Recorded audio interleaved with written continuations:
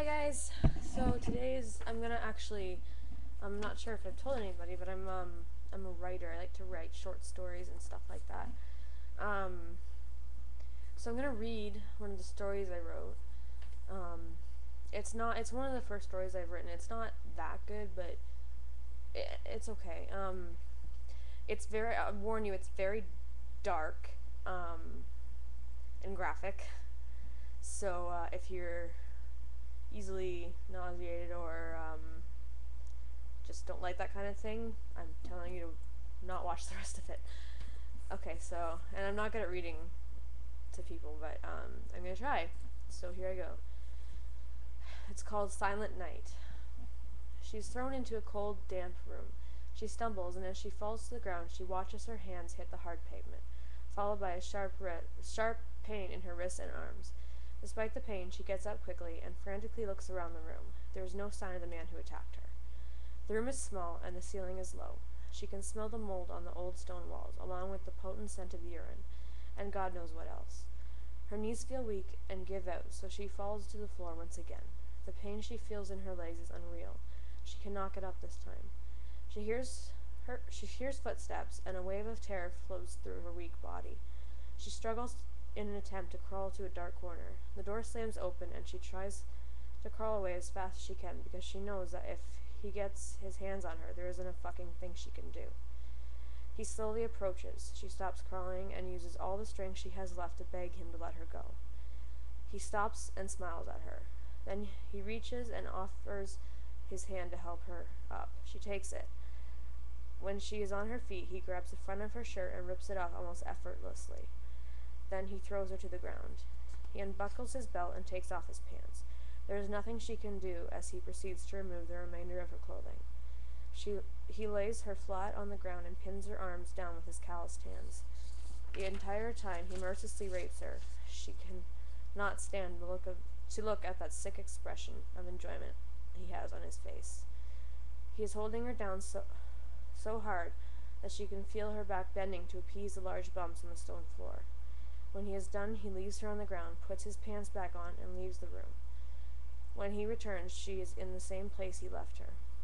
He is carrying a wooden chair with straps attached to it, along with a power drill. He drags her to the chair and places her in it. She tries to struggle free, but she is far too weak.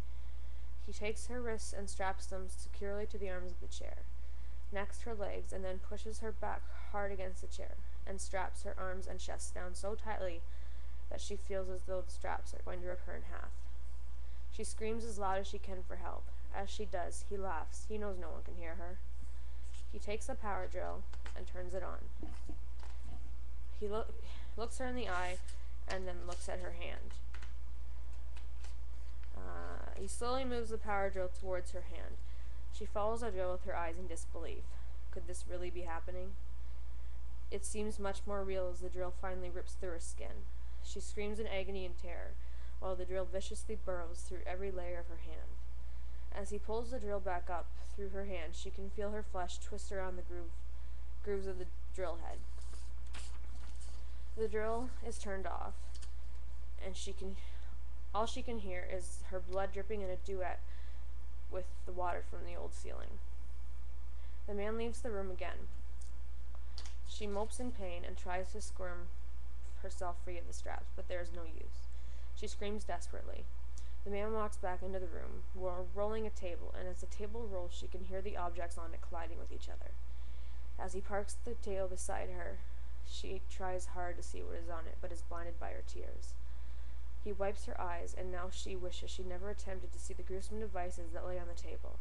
For a moment, her fear turns to anger, and she screams and curses at him. He looks her in the eyes and grins at her, and with that, she is silenced. He picks up a razor blade off the table with one hand, and with the other, he bends her index finger on the non-drilled hand upwards and breaks it in the process. She cringes. He holds her finger tightly, and she feels her bones sliding together. He slides the razor under her nail and slowly peels it up. The girl lets out a cocktail of crying and screaming as she continues to break every finger and remove every nail from her hand. She squirms around in her seat, which is now covered in a mixture of urine and blood. Next, he picks up a butcher's knife, and without any hesitation at all, he cuts off the hand that he drilled through, as if it were the head of a goose. Blood splatters across the room and all over her, as well as the face of her torturer. He wipes the blood off his face with a dirty rag and tosses her hand away to be feasted on by rats. She screams again and begs her to let him go. She screams again and begs him to let her. Yeah, I said that. Okay. He looks at her and winks, and then picks up a clothes iron, which was plugged in when he brought the table. She knows what is going to happen next and is sobbing uncontrollably. He takes the iron, places it on her chest, and quickly pulls away. He then places it back on the table. The girl is somewhat relieved. She knew if he had left the iron on her longer and with more force, the pain would be unbearable. He turns around and relieves an itch on his arm. Then he turns back and grabs the iron and pushes it hard against her face. She has no time to respond. He leaves the iron on her face for about a good 15 seconds, and as he does, her toes cringe, and she squirms around in her seat. He finally removes it, but the pain is not removed with it. She cannot bear the torture any longer and finally begs him to kill her, so that she can be free of the agony he has relentlessly placed upon her. He pays no attention to her desperate pleas. He examines the table for a moment and then removes a pair of scissors. He starts to whistle a tune, as if he were about to do a simple household chore. This is the first sound that has come from him. The entire 3 hours they have been in the room, he has not said one word. He continues to whistle this pleasant tune, and pulls her right eyelid forward and simply snips it off. The girl is screaming in pain. He puts the scissors down, grabs a scalpel, and cuts into the sides of her eye socket, cutting the muscles holding her eye in place. He takes some large tweezers and wiggles the eyeball out of its socket. At this point, the eye is uselessly hanging from her optic nerve and resting against her cheek. She is screaming and again begs him to kill her. She cannot take the pain any more. He continues to ignore her and picks up the scissors again. He cuts the nerve, and as he does, she feels an excruciating jolt from where her eye used to be to her brain. She feels the blood-covered eye fall in her lap, and she shudders. He starts to unstrap her from the chair. She is confused. Is he going to let her go? Her heart starts to beat frantically, and she is somewhat relieved. She is completely unstrapped from the chair, and the man steps aside and gestures towards the unlocked door. She struggles to get out of her seat, but manages to, and with all her strength, she starts to limp towards the door. She cannot believe it. Is she really free? The man grabs her by the hair and pulls her to the ground. She screams as he drags her out the door and down the long, dark hallway by her hair. They come outside, and it is dark, and the wind is cold against her naked, bloody body. He binds her feet tightly with a rope and ties the other end to the back bumper of a rusty green car. He leaves and enters the car. She tries to wiggle free, but the rope is far too tight. He starts the car and slowly drives from the stone driveway to an abandoned road. Her back is scraping against the pavement, and she can feel her skin stretching. He accelerates in speed until he is going at least 80 miles an hour. She screams in agony as she feels the skin peel off her back, arms, legs, and head.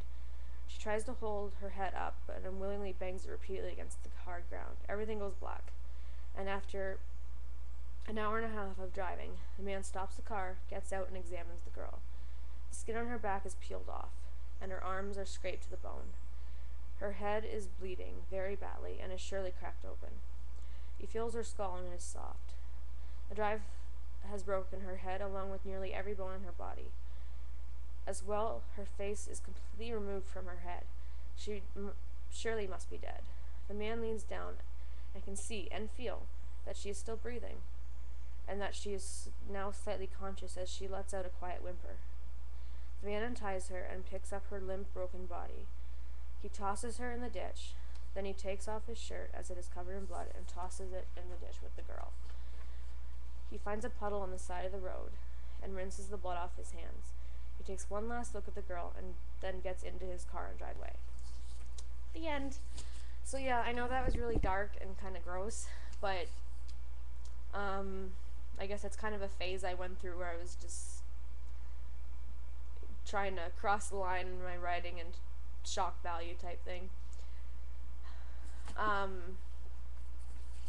So yeah, I know it's not everybody's thing, and you're probably like kind of grossed out or something, but it's my first somewhat good short story that I wrote. I think I was 18 when I wrote it, and 24 now.